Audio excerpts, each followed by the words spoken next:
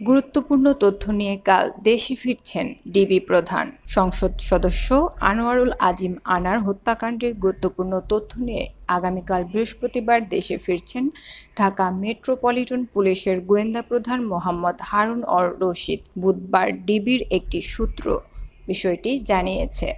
এর আগে কলকাতার নিউ টাউনের সঞ্জীবনী গার্ডেনের BU-56 ফ্ল্যাটের সেপটিক ট্যাঙ্ক থেকে এমপি আনারের খণ্ডিত মাংস উদ্ধার করা হয়।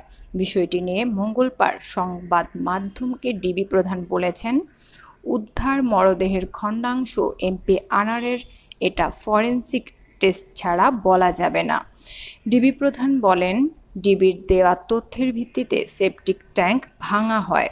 কলকাতার সিআইডিকে আমাদের পক্ষ থেকে অনুরোধ জানানো হয়েছিল সেপটিক ট্যাঙ্ক ভেঙে তল্লাশি চালানোর জন্য, তবে ফরেনসিক টেস্ট ছাড়া এমপির মরদেহ এটা তা বলা যাবে না। পশ্চিমবঙ্গের সিআইডি মাংসের খণ্ডিত অংশ উদ্ধারের বিষয়টি নিশ্চিত করে জানায়, ফরেনসিক পরীক্ষার পর এগুলো আনারের মরদেহের অংশ কিনা সে বিষয়ে পুরোপুরি নিশ্চিত হওয়া যাবে। সিআইডি আরও জানায়, মাংসের অংশগুলো কসাই জিহাদ ওয়াশরুমের কোমোডে ফেলে দিয়েছিল বলে আগেই স্বীকার করেছিল। প্রত্যক্ষদর্শী ও আবসানের সুয়ারেজ সিস্টেমের কর্মী সিদ্ধেশ্বর মণ্ডল সংবাদ মাধ্যমকে জানায়, এখন পর্যন্ত ওই সেপটিক ট্যাঙ্ক থেকে প্রায় 4 কেজি মাংস উদ্ধার করেছেন পশ্চিমবঙ্গের সিআইডি।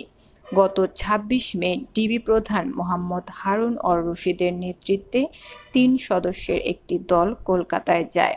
পরদিন 27 মে সকালে হত্যার তদন্ত কসাই জিহাদকে সঙ্গে নিয়ে সঞ্জীবনী গার্ডেনের আলোচিত সেই ফ্ল্যাটে যায় ডিবির দল।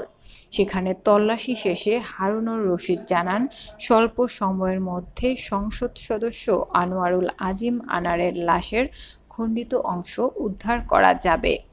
এখন পর্যন্ত সংসদ সদস্য আনার হত্যাকাণ্ডের 3 আসামিকে গ্রেপ্তার করে ডিবি পুলিশ। গ্রেপ্তার আসামিরা হলেন আমানুল্লাহ ওরফে শিমুল ভূঁইয়া, শিলাস্তি রহমান ও ফয়সাল আলী ওরফে সাজি। উল্লেখ্য, গত 12 মে চিকিৎসার জন্য ঝিনাইদহের কালীগঞ্জ থেকে চুয়াডাঙ্গার দর্শনার গেদে সীমান্ত দিয়ে ভারতে যান এমপি আনার। তিনি পশ্চিমবঙ্গে বরাহনগর থানার মণ্ডলপাড়া লেনে গোপাল বিশ্বাস নামে এক বন্ধুর বাড়িতে ওঠেন। সেখানে 13 মে তাকে হত্যা করে মরদেহ টুকরো টুকরো করে গুম করা হয়েছে বলে জানায় ডিবি। আনোয়ারুল আজিম আনার 1968 সালের 3 জানুয়ারি জন্মগ্রহণ করেন। তার পৈতৃক বাড়ি ঝিনাইদহের কালীগঞ্জ উপজেলার মধুগঞ্জ বাজার এলাকায়। পেশায় ব্যবসায়ী আনোয়ারুল আজিম আনার আওয়ামী লীগের কালীগঞ্জ উপজেলা শাখার সাধারণ সম্পাদক ছিলেন।